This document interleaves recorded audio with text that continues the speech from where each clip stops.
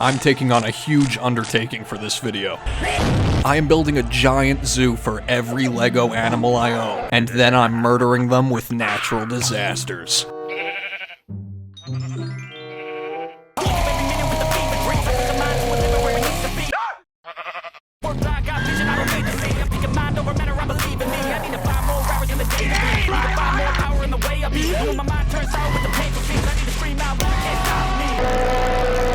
I have a lot of animals, which means I'm gonna build over 10 different enclosures. A farm, an aquarium, land enclosures, underwater enclosures. I even built a couple underwater Minecraft biomes. So the plan for today is first I'm gonna construct my Lego animals the perfect home. I'm gonna give them food, shelter, clothing, anything and everything they could ever desire. And then I'm gonna put them up against nature's wrath. Previously in a video, I murdered 10 Lego minifigures with natural disasters. This is part 2, a continuation of that genocide. Except today I'm gonna be murdering 10 Lego animals with natural disasters. Murdering these poor, helpless animals is not gonna be easy. Lego is built to survive intense levels of abuse without shattering. And obviously I don't want to hurt my Lego animals or damage them in any way. After all, they cost me an arm, a leg, and a kidney. But I am dedicated to replicating Mother Nature in all her glory, so some permanent disfigurement is to be expected. But before I murder them, I plan on building them the most beautiful scenic enclosures. This is gonna take days.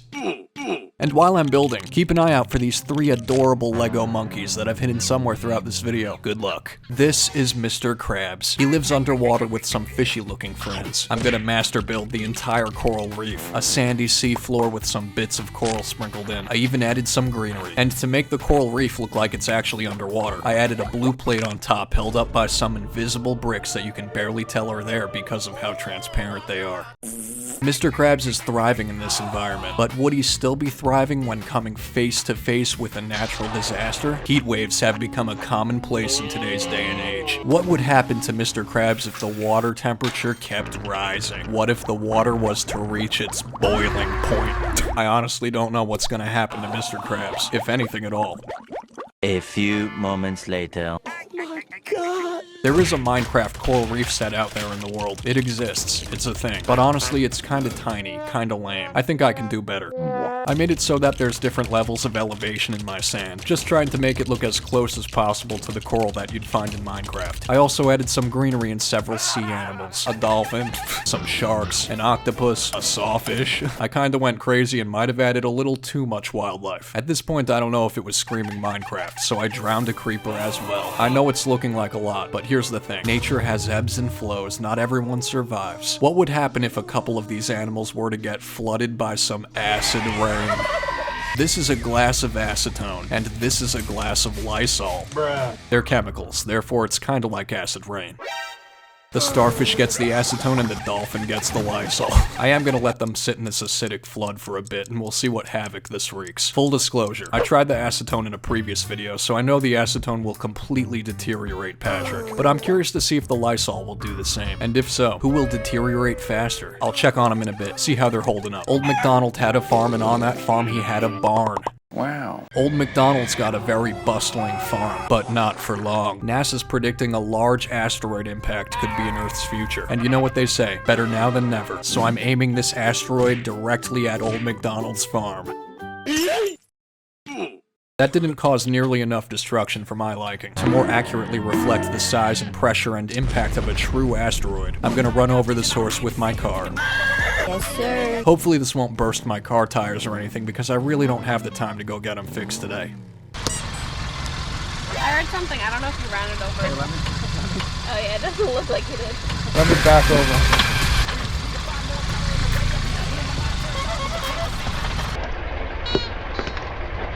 It's not doing anything. Wow.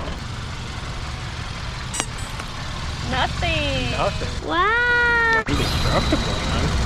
Not enough destruction for my liking. So I'm gonna put this horse through a speed run of natural disasters while telling you all about Surfshark, the sponsor of today's video. A lot of people browse the internet unprotected. Surfshark is a virtual private network that helps you protect yourself online from hackers and cyber criminals to even big companies or governments tracking what you're up to or building advertising profiles on you. You guys remember when TikTok was almost banned? Oh my god. Surfshark can help you get around certain region-blocked content so you can do whatever you want online. Using a VPN encrypts everything on your devices, so nobody knows who you are or what you're up to. Okay. Yep. Sparkler time. Surfshark has a feature called Clean Web that blocks ads, trackers, malware, and phishing attempts, allowing you to browse online safely.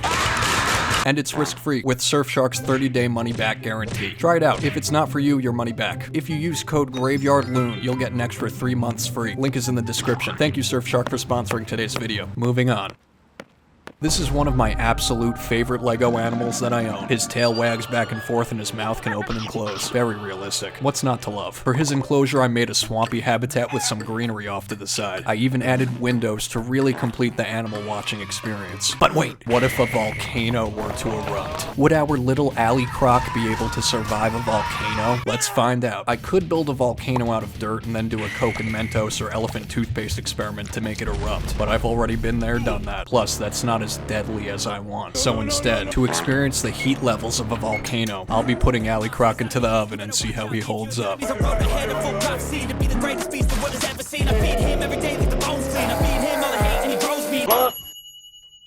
Things are heating up, so I'm making a desert biome. In this desert, I'm including some cacti, snakes, spiders, scorpions, and a camel. I only have half a camel. The rest of his body is missing, but you get the picture. It's a camel.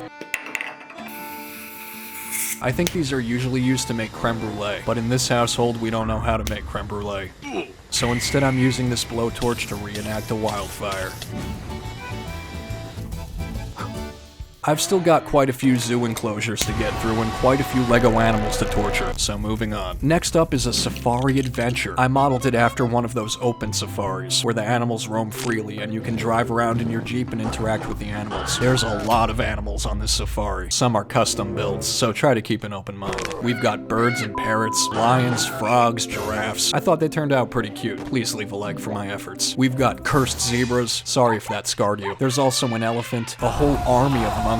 I almost forgot about mommy tiger, baby tiger, and most expensive of all, daddy tiger. Bruh. All the messed up inbred descendants of Tony the Tiger himself. The deadliest natural disaster in history was the deadly 1931 floods in China, killing almost 4 million people. I imagine this is what it would have looked like.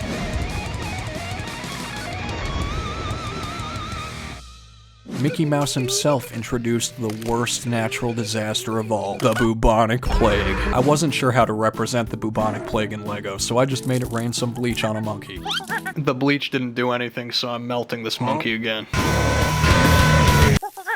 Next up on our zoo adventure is Antarctica, or at least a piece of it. Today's forecast involves a blizzard, a whole hailstorm of dry ice. Dry ice is not for the faint of heart. One touch of this stuff can cause instant cell death, or frostbite, which means you'd have to get your fingers amputated. Oh wow. Yeah. That's Antarctica.